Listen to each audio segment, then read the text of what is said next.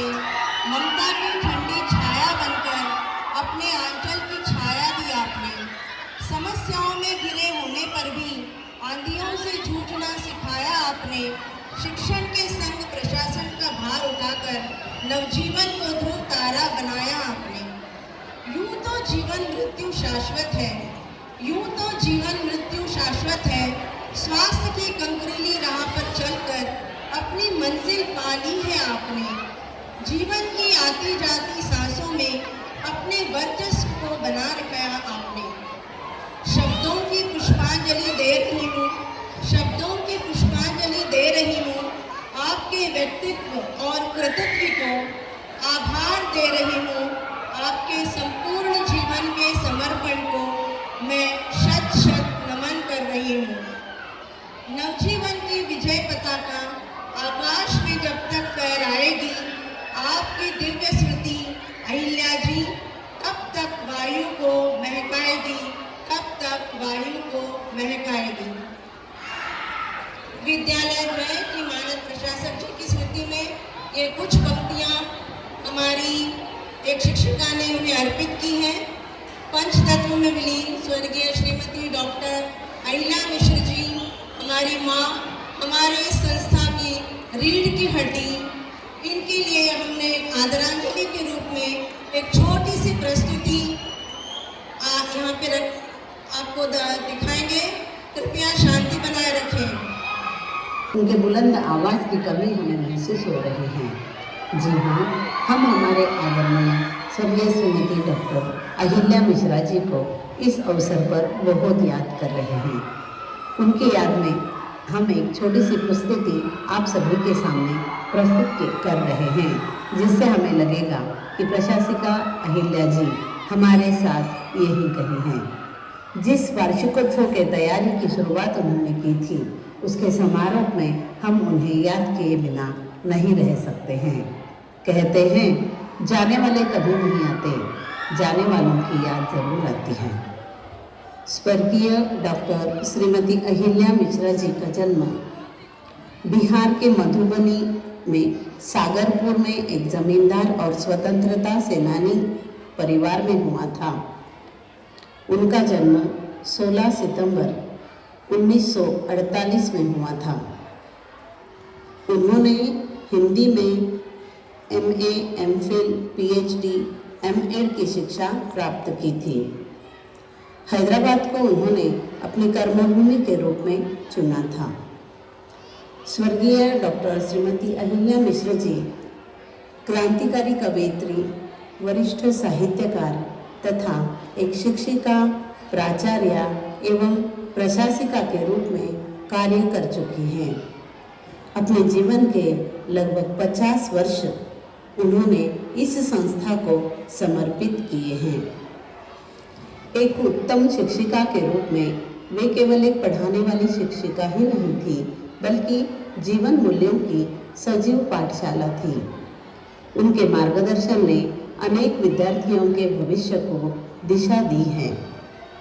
एक योग्य प्रधानाध्यापिका के रूप में उनके नेतृत्व में विद्यालय ने अनुशासन, गुणवत्ता और प्रतिष्ठा की नई ऊंचाइयों को छुआ है। वे दूरदर्शी एवं न्यायप्रिय प्रधानाध्यापिका थी। उन्होंने विद्यालय द्वय एवं महिला नवजीवन मंडल के लिए एक सशक्त प्रशासिका के रूप में भी कार्य किया है। वे संस्था के रीढ़ के समान थी। कठिन परिस्थितियों में भी वे धैर्य, विवेक और निर्णय क्षमता की मिसाल रही हैं। संस्था के हर सदस्य के सुख दुख में वे सहभागी रहा करती थी। वे व्यवस्था की संरक्षक और मूल्यों की प्रहरी थी। हैदराबाद में हिंदी साहित्यकार के रूप में वे साहित्य की स्तंभ रही हैं। हिंदी भाषा और साहित्य को बढ़ावा देने में उनका योगदान अविस्मरणीय रहा है। एक सुप्रसिद्ध कवयित्री के रूप में उन्होंने भावनाओं को कलम से नई उड़ान दी है। उनके लेखन के लिए उन्हें साहित्य शिरोमणि पुरस्कार से नवाजा गया है। हाल ही में वी वंशी चैनल वालों ने उनका साक्षात्कार लिया था, जिसमें उन्हें उनके लेखन के बारे में पूछा गया था। उसकी छोटी सी क्लिप आपके सामने प्रस्तुत है।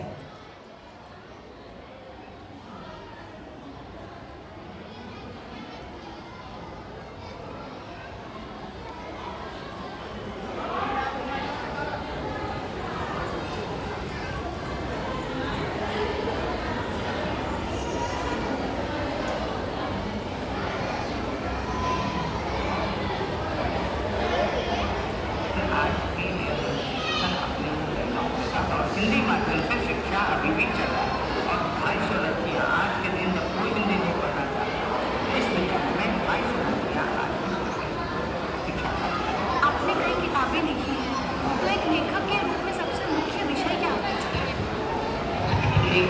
लेखन के क्षेत्र में तो मैं एक लेखिका हूँ। मैं आपको 2-3 किताब में टेबल में लिखी, मैं लिखा भी देती हूँ।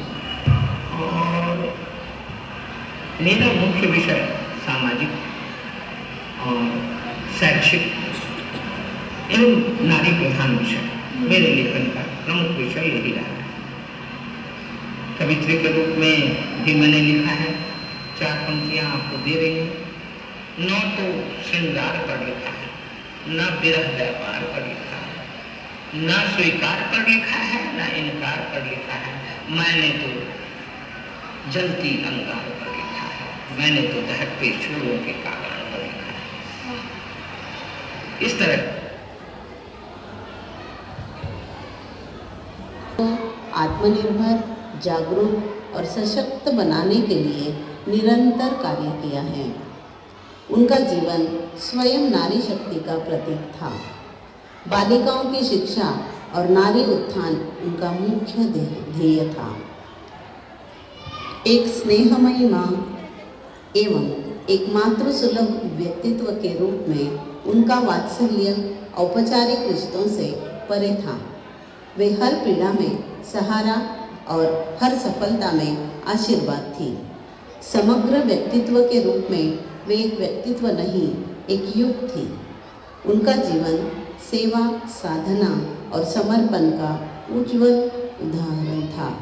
जीवन के इस रंगमंच पर उन्होंने कई भूमिकाएं निभाई हैं। हमने उनकी कुछ भूमिकाओं को आप सभी के समक्ष रखने का छोटा सा प्रयत्न किया है। इस तरह वार्षिकोत्सव के दिन उन्हें याद कर हम हमारी आदरांजलि उन्हें समर्पित करते हैं। धन्यवाद।